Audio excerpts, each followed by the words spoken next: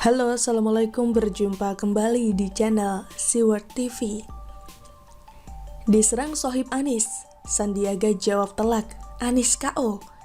Ditulis oleh Nina Nur. Anies Baswedan pernah jadi pemenang bersama Sandiaga Uno. Mungkin saat itu Anies merasa lebih superior ketimbang Sandiaga, karena Anies sudah pernah jadi menteri, sudah pula ikut meramaikan kontestasi Pilpres 2014, ikut dalam tim Jokowi. Bahkan sebelumnya, Anies sudah pernah ikut dalam konvensi Capres Partai Demokrat.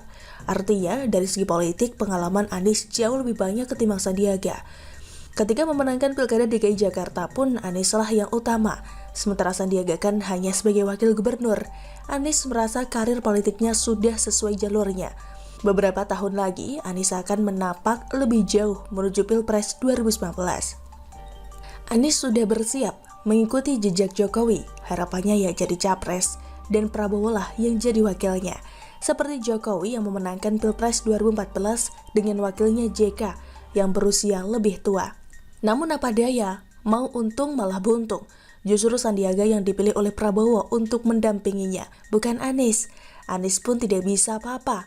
Mau protes gimana? Wong Prabowo lah yang mengusung dia jadi gubernur DKI Jakarta kan?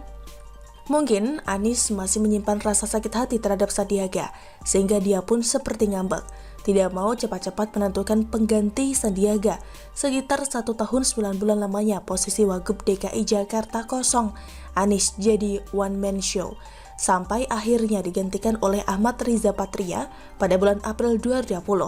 Bahkan mungkin Anies pun menyukuri ketika pasangan Prabowo Sandi kalah di Pilpres 2019. Salah sendiri, kok tidak berpasangan dengan Sandiaga, bisa jadi itu yang ada dalam benak Anies. Tapi Anies tidak menyangka bahwa pada akhirnya Sandiaga mendapatkan posisi lagi sebagai pejabat publik, yakni dengan diangkat sebagai Menteri Pariwisata dan Ekonomi Kreatif atau Menparekraf, sebuah posisi yang sangat bagus buat karir politik Sandiaga. Jika Sandiaga berhasil menjalankan tugasnya dengan baik, jalan karir politik Sandiaga pun terbuka lebar. Sebagai Menparekraf, Sandiaga punya kesempatan untuk berkeliling Indonesia, dekat dengan publik, sampai nanti tugasnya selesai di 2024. Pas banget ya. Sementara Anies sedang terperangkap dengan berakhirnya jabatannya pada tahun 2022 dan tanpa jabatan publik hingga 2024. Apes benar, Menteri Sandiaga cukup terlihat kinerjanya membantu Presiden Jokowi menangani pemulihan ekonomi. Saya lihat Sandiaga terlihat di berbagai kegiatan, ada workshop, pameran, forum diskusi, hingga mengadakan kunjungan kerja ke berbagai pelosok Indonesia. Menteri Sandiaga juga banyak memberi semangat pada para pelaku industri pariwisata yang kena imbas terburuk dalam masa pandemi ini. Ada 34 juta rakyat Indonesia yang menggantungkan hidupnya dari pariwisata dan ekonomi kreatif. Sebuah tantangan besar buat Menteri Sandiaga. Ada saja ide dan inovasinya yang mendukung semangat dan kegiatan pemulihan ekonomi. Misalnya, ketika Menteri Sandiaga dan para pengusaha hotel Garut sepakat untuk mengibarkan bendera merah putih, mengganti bendera putih yang sekarang banyak dikibarkan oleh para pelaku usaha.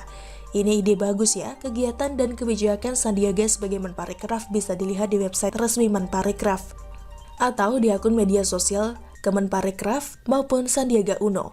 Sampai di sini ada seseorang yang bisa jadi sakit hati melihat perkembangan karir Sandiaga. Siapa lagi kalau bukan Anies? Dugaan ini diperkuat dengan adanya serangan yang dilontarkan oleh salah seorang sohib Anies. Kalau nggak mau disebut sebagai buzzer, dia adalah Pandu Riono, epidemiolog dari UI yang dikenal kerap membela dan memuji Anies di berbagai kesempatan. Misalnya, ketika Pandu mengeluarkan pernyataan bahwa Anies pernah mengusulkan agar pemerintah pusat melakukan pengetatan maksimal Jawa Bali pada akhir Mei lalu. Namun usulan Anies itu disebut tidak diterima oleh pemerintah pusat.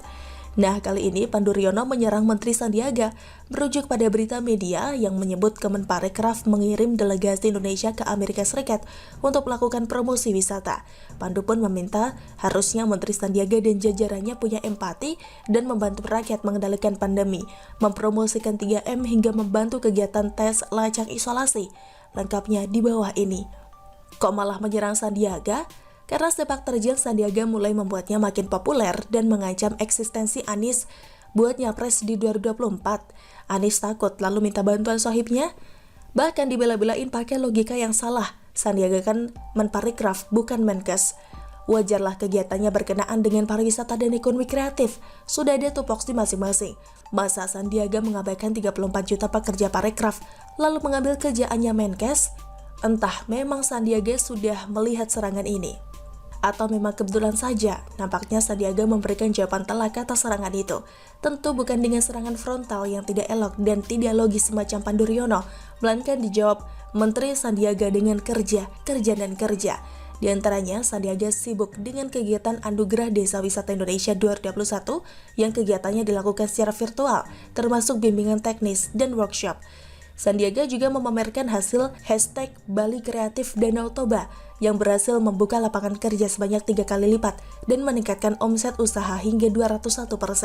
Ada pula program Spice Shop The World, di mana 4.000 restoran disiapkan untuk go internasional, dibantu oleh jajaran Konsultasi Jenderal Republik Indonesia dan para diaspora di luar negeri. Beritanya bisa dilihat di akun medsos Sandiaga Uno. Bahkan, ada satu jenis kegiatan yang menohok serangan Pandu di atas, yakni kegiatan Kemenparekraf membuka beberapa sentra vaksinasi di berbagai lokasi, dengan merangkul berbagai perusahaan seperti MRC, Traveloka, Mr. Aladin, Lazada, Good Doctor, dan lain sebagainya.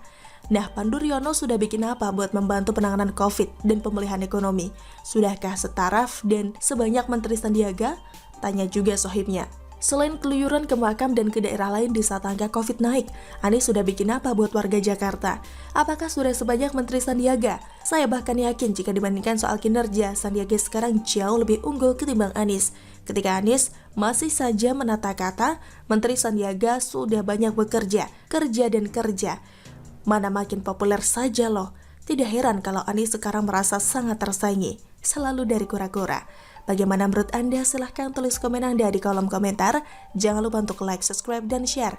Siwar TV pamit, sampai jumpa. Wassalamualaikum warahmatullahi wabarakatuh.